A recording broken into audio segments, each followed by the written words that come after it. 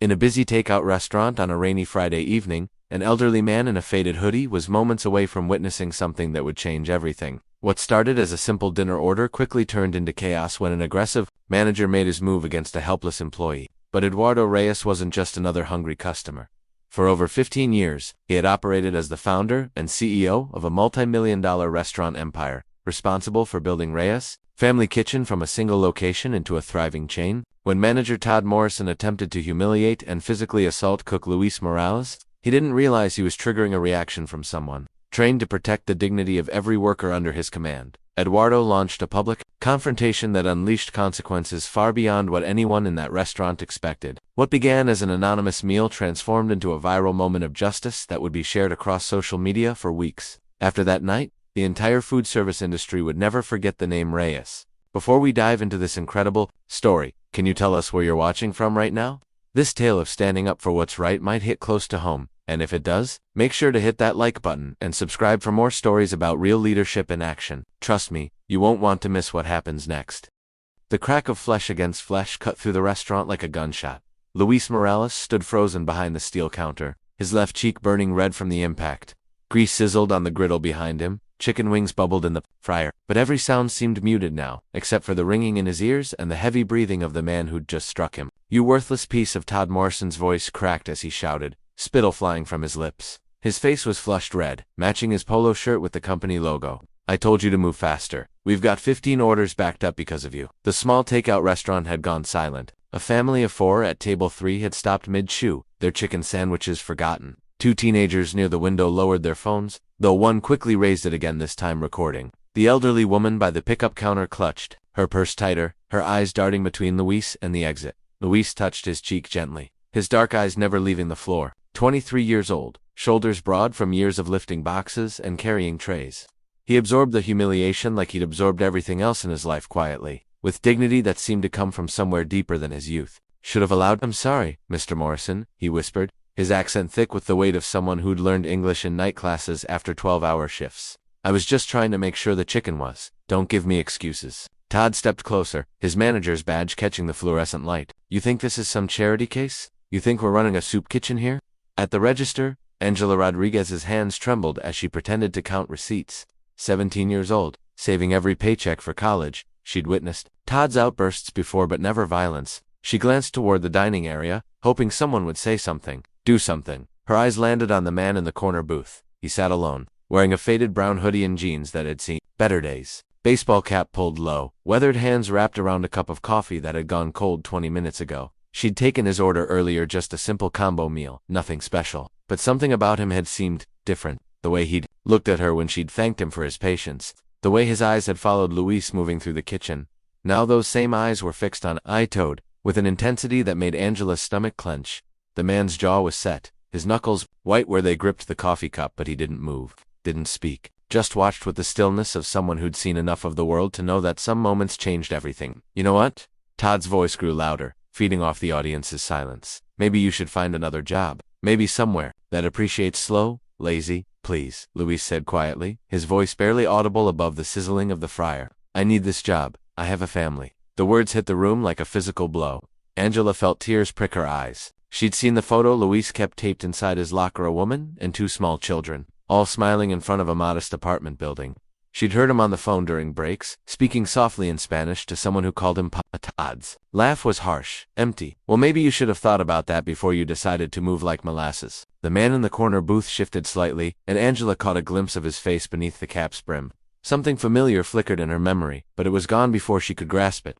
"Back to work?" Todd barked, turning away from Luis. "All of you. This isn't a show." But the damage was done. The family at table 3 was already gathering their things, the mother shooting disgusted looks at Todd as she herded her children toward the door. The teenagers were whispering excitedly, one still recording with his phone. The elderly woman had simply left, her untouched order growing cold on the pickup counter. Luis returned to the grill, his movements careful and precise despite the tremor in his hands. He'd been here for years, ever since Mr. Reyes had hired him personally during that first week when the restaurant opened. He remembered that day clearly, how the owner had shaken his hand, looked him in the eye, and told him that hard work and respect were the only requirements for success here. Where was that respect now? In the corner booth, the man in the hoodie finally moved. He stood slowly, deliberately, and walked toward the counter. His footsteps seemed to echo in the suddenly quiet space, each one carrying a weight that made everyone turn to look. Angela's breath caught in her throat. She knew that walk, knew those shoulders, knew the way he moved with quiet confidence through a room. "Oh my God," she whispered, so quietly only she could hear it. The man approached the counter, and Todd looked up with irritation. "What do you want?" "We're busy here." But the man didn't answer. He just stood there, studying Todd with those same intense eyes. And in that moment, Angela remembered where she'd seen his face before. On the wall in the back office, in the newspaper clipping, from the restaurant's grand opening, in the photo that Mr. Morrison had boasted about to anyone who'd listen, the picture of him shaking hands with the elusive owner. The man who'd built this small chain from nothing and then mysteriously stepped back from public view. The man who was now standing 3 feet away from the manager who'd just humiliated one of his employees. Angela's hand moved to her pocket, fingers closing around her phone. Whatever was about to happen, she had the feeling the world was going to want to see it. The man in the hoodie looked past Todd to Luis, who was still standing at the grill with his head down, and something passed across his face that made Angela's heart race. Justice. That's what it was. Pure, quiet justice. He reached up and slowly pulled back his hood. The rain had started as a drizzle, but by the time Eduardo Reyes reached the restaurant, it was coming down in sheets. He stood across the street for a moment, water running off his jacket, studying the building he'd helped design 5 years. Reyes Family Kitchen. The sign was weathered now, some of the letters beginning to fade. He'd named it after his grandmother, who'd taught him to cook in her tiny apartment kitchen when he was barely tall enough to reach the stove. She'd died before seeing his success. But he'd built this place all of the mass, a tribute to her belief that food was love, and love was respect. Looking at it now, he wondered if he'd lost sight of that truth. The bell above the door chimed as he entered, and he was hit immediately by the familiar sounds and smells. Onions, sizzling, oil bubbling, the sharp hiss of meat hitting a hot grill. It should have felt like coming home. Instead, it felt like walking into a stranger's house. He kept his head down as he approached the counter, noting how the teenage cashier Angela, according to her name tag, seemed nervous. Her smile was tight, practiced, but there was something fragile about it that hadn't been there in the early days. "Welcome to Reyes Family Kitchen," she said, her voice bright but strained. "What can I get you?" "Just the number 3 combo," he said quietly, pulling out a worn $20 bill. "To stay," she nodded, fingers flying over the register. "Can I get a name for the order?" He hesitated. "Martinez." The lie came easily, born from months of these anonymous visits. He'd started them 6 months ago, after the quarterly reports began, showing problems he couldn't identify from the corporate office. Employee turnover was up, customer satisfaction scores were down, and there were whispers complaints that reached him through channels he'd rather not have needed. So he'd done what he'd always done when facing a problem he couldn't solve from behind a desk. He'd gone to the source. "That'll be $12.47, Angela said, and he noticed how her hands shook slightly as she made change. "We'll call your name when it's ready." He nodded and found a seat in the corner booth, the same one he'd sat in during his first reconnaissance visit. From here he could see everything: the kitchen, the dining area, the flow of staff and customers. It was a habit born from years of building something from nothing, of understanding that success lived in the details. Most people never noticed. What he noticed now made his stomach tighten. The kitchen was running behind. That much was obvious. Orders were backing up on the board, and he could see the stress in the way the staff moved, sharp, jerky motions, instead of the smooth choreography he'd worked so hard to establish. The dining area was half empty at what should have been peak dinner time, with several tables still dirty from previous customers. But it was the atmosphere that disturbed him most. The tension was thick enough to cut, radiating from the man in the red polo shirt who seemed to be running the show, Todd Morrison. Eduardo recognized him from the personnel files, though they'd never met in person. Hired 3 months ago as manager, after the previous on Maria Santos, a wonderful woman who'd been with the company since the beginning, had quit suddenly. Her resignation letter had been brief, professional, and had told him absolutely nothing about why she'd left. Now, watching Todd bark orders and snap at staff, Eduardo was beginning to understand. Behind the counter, Luis Morales was working the grill with the same quiet precision Eduardo remembered from their first meeting. 4 years ago, Luis had been 19, fresh from Guatemala, working 3 jobs to support his family. Eduardo had seen something in him, a work ethic that reminded him of his own younger self, and a dignity that couldn't be taught. He'd hired Luis on the spot, personally training him on the equipment and the recipes. More than that, he'd taken time to talk with him, to learn about his family, his dreams. Luis had wanted to bring his wife and children to the United States, to give them opportunities he'd never had. Looking at him now, Eduardo felt a stab of guilt. When was the last time he'd asked about Luis's family? When had he stopped knowing the names of his employees, children? Luis Todd's voice cut through the kitchen noise like a blade. "Where's the order for table 5? They've been waiting 15 minutes. Luis looked up from the grill, his face apologetic. "Almost ready, sir. The chicken just needs another minute too. I don't want to hear excuses." Todd slammed his hand on the counter, making Angela jump.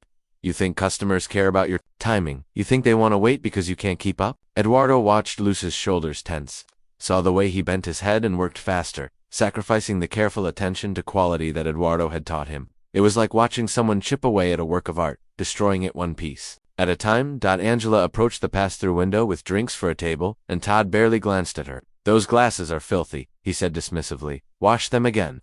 Eduardo looked at the glasses. They were spotless, but they're clean. Angela said quietly. Are you arguing with me?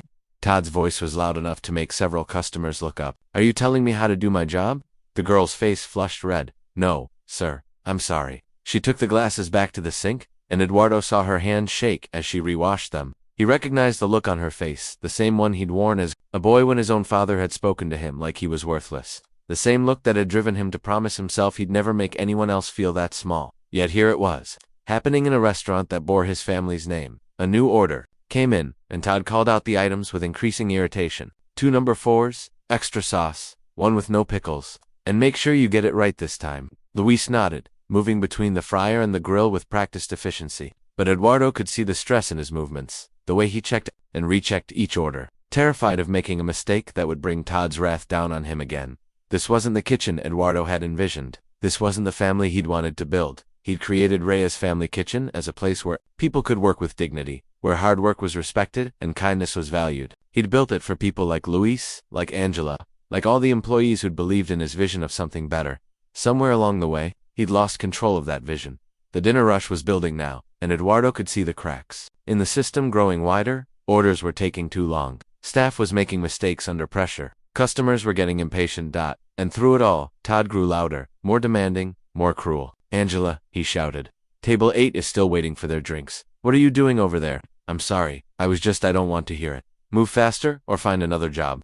The threat hung in the air like a toxic cloud. Eduardo saw the fear in Angela's eyes, the way she bit her lip to keep from crying. He saw Luz's hands tighten on the spatula, saw the other kitchen staff exchange worried glances. This was his fault. He'd been so focused on expansion, on growth, on building an empire, that he'd forgotten the foundation it was built on. He'd hired managers based on their resumes instead of their character, trusted others to maintain the culture he'd created without ensuring they understood it, and now his employees, his family, were paying the price. A new order came in, and Eduardo watched Todd's face darken as he read it. 6 combos, all with modifications. A large order that would test the kitchen's ability to deliver quality under pressure. Luis. Todd's voice was sharp with accusation. You better not screw this up. These are regulars, and if they complain, it's coming out of your paycheck. That wasn't legal. Eduardo knew. It wasn't even company policy. But watching Luz's reaction, he realized the young man didn't know that. He just nodded, accepting the threat as part of the job. Eduardo felt something dark and cold settle in his chest. He'd built this company to lift people up, to give them opportunities and dignity. Instead, he'd created a place where good people were afraid, where bullies could thrive, where the values he'd fought for were being systematically destroyed. He stood up slowly, his coffee cup forgotten on the table. He'd seen enough to understand the problem. Now he needed to see how far it had gone. The kitchen was getting louder, more chaotic. Orders were backing up. Todd was getting angrier, and Eduardo could feel the tension building toward something that would change everything. He walked closer to the counter, positioning himself where he could see and hear everything. Whatever was about to happen, he needed to witness it fully because he had a feeling that in the next few minutes, he was going to have to decide what kind of man he really was. The kitchen was drowning. Eduardo watched Luis juggle 6 orders simultaneously, sweat beading on his forehead despite the evening chill outside. The fryer overflowed, the grill was packed, and the ticket machine kept printing new orders with relentless precision. Order up, Luis called out, sliding 2 plates across the pass-through window. But Todd was already there, his face twisted with disgust. Are you kidding me? Todd grabbed 1 plate, holding it up like evidence in a trial. Look at this chicken, it's dry as cardboard. Eduardo studied the plate from his position. The chicken looked perfect golden brown, properly cooked. Exactly what he'd trained Luis to prepare. I can make another one, Luis said quietly. It'll just take a few minutes. A few minutes. Todd's voice climbed higher. We don't have a few minutes. We've got 12 orders backed up because you can't do your job. Eduardo had been timing the orders. Luis was actually working faster than specifications required, trying to keep up with the dinner rush, being handled by half the necessary staff. You know what your problem is? Todd stepped closer, invading Luz's space. You think this is still the old days? You think you can just coast because you've been here a while? Angela appeared with drinks for table 4, and Todd whirled on her with the same anger. Where have you been? Table 6 is still waiting for their order. I was just getting their drinks, Angela said, her voice small. I don't care what they asked for. Todd slammed his hand on the counter hard enough to rattle plates. Your job is to move fast and keep customers happy. Eduardo watched Angela's face crumple before she pulled herself together. 17 years. Old, working after school for college money. Treated like a criminal for doing her job well. The dinner rush was pushing every system past its breaking point. Not because of volume. Eduardo had seen this place handle twice as many customers with half the drama, but because fear had replaced teamwork. Cruelty had replaced leadership. A new order came in 8 items, multiple modifications. Face darkened. This is ridiculous, he muttered, then looked at Luis. 8 items, all different temperatures, all with special requests, and they want it fast. Luis nodded. Already moving ingredients. I can do it. Just give me. You don't get time. Todd's voice was loud enough to make customers look up. You get it done now, or you find another job. Eduardo's hands clenched into fists. He'd seen enough, but something made him wait the part that needed to witness the full extent of the damage before deciding how to fix it. Luis worked frantically, moving between fryer and grill with practiced efficiency. But Eduardo could see the strain, the way his hands shook as he plated food. For years of confidence being eroded by Todd's constant threats. Where's the order for table 3? Todd demanded. They've been waiting 20 minutes. It's coming, Luis said, not looking up. Just need to finish. I don't want to hear what you need to finish. Todd grabbed a spatula, waving it at Luis. I want to hear what you're doing wrong. A customer approached a middle-aged woman in a work uniform, tired eyes suggesting she'd just finished her own long day. Excuse me, she said to Angela. I ordered about 15 minutes ago. Your order's coming. Todd snapped before Angela could respond. We're busy back here. The woman's face tightened. I wasn't complaining. Well, now you've checked. It'll be ready when it's ready. Eduardo watched her expression change from patience to disgust. She was exactly the kind of customer who'd made this restaurant successful, working people who deserved respect, who understood good food took time but expected basic courtesy. You know what? She said quietly. Never mind. I'll find somewhere else to eat. She walked out, and Eduardo felt another piece of his dream died out. The breaking point came when a perfect tray of food was ready for table 8. Luis had worked 10 minutes on the order, getting every detail right despite the pressure and constant criticism. Todd grabbed the tray, examining it with exaggerated scrutiny, lifting the burger bun, checking fries, even smelling the sauce. This is wrong, Todd announced, though Eduardo could see everything was perfect. What's wrong with it? Luis asked, voice strained. The sauce. There's too much sauce. The customer asked for extra sauce. I don't care what they asked for. Todd picked up the burger and, with deliberate cruelty, dumped it in the trash. Then the fries, then the side salad, an entire meal, prepared perfectly, destroyed for no reason other than dominance. Make it again, Todd said, and this time, do it right. Luis stared at the garbage can, at his food now mixed with coffee grounds and napkins. Something broke in, his expression not anger, but something deeper. A man pushed past his limit with nowhere to go. I need this job, he whispered, more to himself than Todd. What did you say? Nothing, sir. I'll make it again. But Luis's movements were different, now, slower, defeated. The pride that made him exceptional was leaking out like air from a punctured tire. You know what your problem is, Luis. Todd stepped closer, face inches away. You think you're special. You think because you've been here a while, you can do whatever you want. But I've got news for you. You're replaceable. Luis kept his eyes on the grill, hand steady despite the tremor in his voice. I do want to work, sir. I work hard every day. Hard. Todd's laugh was ugly. You call this hard? You're moving like an old man. That's when Eduardo saw Todd's hand drawing back, face twisting beyond anger into pure cruelty. The slap echoed through the restaurant like a gunshot. Luis stood frozen, cheek red from impact, eyes wide with shock. The entire restaurant went silent except for the fryer's hiss and rain against windows. Then Todd's voice filled the silence, loud and defensive. Maybe that'll teach you to pay attention when I'm talking. Eduardo felt something cold settle in his chest. He'd watched his employee, his friend, be humiliated and assaulted in a restaurant bearing his family's name. Everything he'd built, everything he'd believed in reduced to this moment of casual cruelty. He stood slowly, chair scraping against floor. Around him, customers pulled out phones, some recording, others dialing. The family at table 3 gathered their things, the mother shaking her head in disgust. But Eduardo's attention fixed on Luis. Standing there with that red mark, still trying to do his job despite the humiliation, he walked toward the counter. Every step a choice between comfortable corporate distance and messy human leadership, between handling this through proper channels and standing up when it mattered most. Everyone back to work. Todd shouted. This isn't a show, but it was about to become one. Eduardo reached the counter, looking directly at Todd. The younger man's face was flushed, breathing heavy, eyes wild with adrenaline and fear. Excuse me, Eduardo said quietly. Todd turned, irritation flashing across his face. What do you want? Can't you see we're busy? Eduardo slowly pulled back his hood, then removed his baseball cap, revealing the face from Restaurant Business magazine covers, from the photo in the back office shaking hands with politicians and business leaders, the face of the man who'd built this empire from nothing. Angela gasped. A customer whispered, "Oh my God, that's him.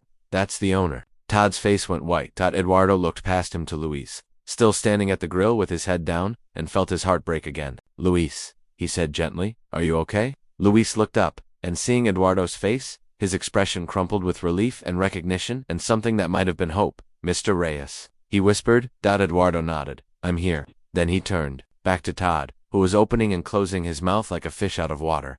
"We need to talk," Eduardo said. "Right now." The silence in the restaurant was deafening. Eduardo stood behind the counter now, no longer hiding, no longer watching from shadows. Every eye was on him, customers frozen with phones halfway to their ears, staff emerging from the back room. Even the teenagers by the window had stopped whispering. Todd's face had gone from red to white to sickly gray. His mouth opened and closed several times before any sound emerged. "Mr. Reyes, I can explain, don't—" Eduardo's voice was quiet, but carried absolute authority. "Don't say another word." He looked around the restaurant. His restaurant, it clearly for the first time in months, scratched tables, needing refinishing, flickering fluorescent lights casting harsh shadows, the atmosphere of fear and tension that had driven away the warmth he'd worked so hard to create. But most of all, he saw his employees. Angela, standing behind the register with tears in her eyes. Luis, still at the grill with that red mark on his cheek. Other kitchen staff emerging from the back with expressions of shock and something that might have been hope. "Luis," Eduardo said gently, "come here." Luis approached slowly, steps uncertain. For years they'd known each other, but this felt like meeting for the first time. "Are you hurt?" Eduardo asked. Luis touched his cheek, then shook his head. "I'm okay, Mr. Reyes. I'm sorry about the orders, about falling behind." "Stop."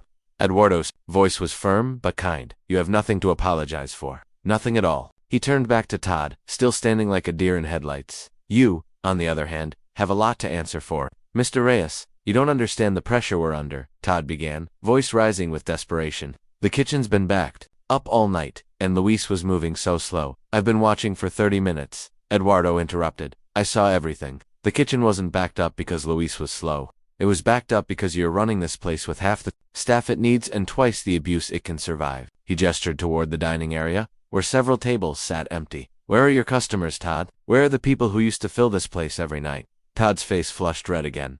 "The market's tough right now. People aren't eating out as much. People aren't eating here because you've forgotten what this place is supposed to be." Eduardo's voice grew stronger, filled with the passion that had built this company. "This isn't a factory. These aren't machines. These are people, and they deserve respect." He looked around the restaurant, addressing not just Todd but everyone present. "When I opened this place, I made a promise. Everyone who worked here would be treated like family. Hard work would be rewarded, dignity protected. No one would choose between their job and self-respect." His voice broke slightly. "I broke that promise. I let this happen." Angela stepped forward, voice shaky but determined. "Mr. Reyes, it's not your fault. You couldn't have known. I should have known." Eduardo looked directly at her, seeing the fear and exhaustion in her 17-year-old eyes. "It's my name on the building. My responsibility, my failure." He turned back to Todd, now sweating despite the cool evening air. "You want to know what real leadership looks like? It's not about fear. It's not about intimidation. It's about lifting people up, not tearing them down."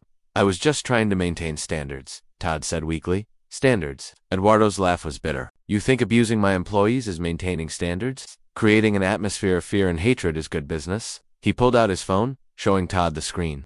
"I've been getting reports for months. Turnover up 40%. Customer satisfaction down 30%. Now I know why."